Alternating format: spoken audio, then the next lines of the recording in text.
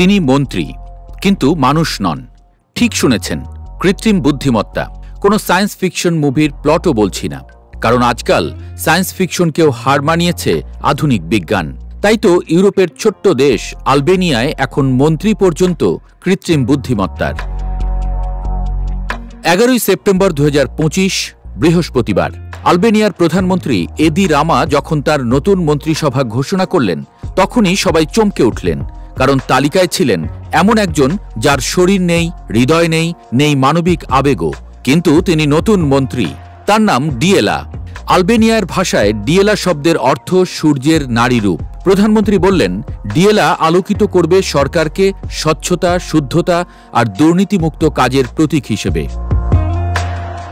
প্রধানমন্ত্রী এদি রমার যুক্তি স্পষ্ট, মানুষ দুর্নীতি করতে পারে, কিন্তু এআই এর কোনো লোভ নেই, ক্ষমতার প্রতি আকর্ষণ, না টাকার প্রতি লালসা। ফলে টেন্ডার প্রক্রিয়ায় ঘুষ, পক্ষপাতিত্ব কিংবা তথ্য ফাঁসের সুযোগ একেবারেই কম। আর তাই ডিএলার প্রধান দায়িত্ব সরকারি কেনাকাটা ও দরপত্রে শতভাগ স্বচ্ছতা নিশ্চিত করা। ডিএলা নজরদারি করবে দরপত্র আহ্বান থেকে শুরু করে অর্থ বরাদ্দ পর্যন্ত। প্রতিটি ধাপে এআই চেক করবে কোনো অনিয়ম ঢুকছে কিনা। প্রধানমন্ত্রী আত্মবিশ্বাসের সঙ্গে বলেছেন, ডিএলার হাতে থাকলে দুর্নীতি ঢুকবেই না। তবে ডিএলা অভিজ্ঞতায় নতুন নয়। 2025 সালের জানুয়ারিতেই সে কাজ শুরু করেছে সরকারের ওয়েবসাইটে ভয়েস অ্যাসিস্ট্যান্ট হিসেবে। সাধারণ নাগরিকদের কাগজপত্র জমা দেওয়ার প্রক্রিয়ায় সহায়তা করেছে, সেবা দিয়েছে। পরিসংখ্যান বলছে, আলবেনিয়া প্ল্যাটফর্মে ইতিমধ্যে 10 লাখের বেশি আবেদনপত্রে সাহায্য করেছে ডিএলা। তবে জনগণের প্রতিক্রিয়া একেবারেই একপেশে নয়। অনেকেই বলছেন এটি একেবারে হাস্যকর এবং অসাংবিধানিক। মন্ত্রী মানে রক্তমাংসের মানুষ, রোবট নয়। অন্যদিকে প্রযুক্তি সমর্থকরা বলছেন, এই উদ্যোগই আলবেনিয়াকে নতুন যুগে নিয়ে যাবে। আলবেনিয়ার সংবিধান বলছে, মন্ত্রী হতে হলে অন্তত 18 বছর বয়সী হতে হবে। তাই আইনি দিক থেকে ডিএলা প্রকৃত মন্ত্রী নন।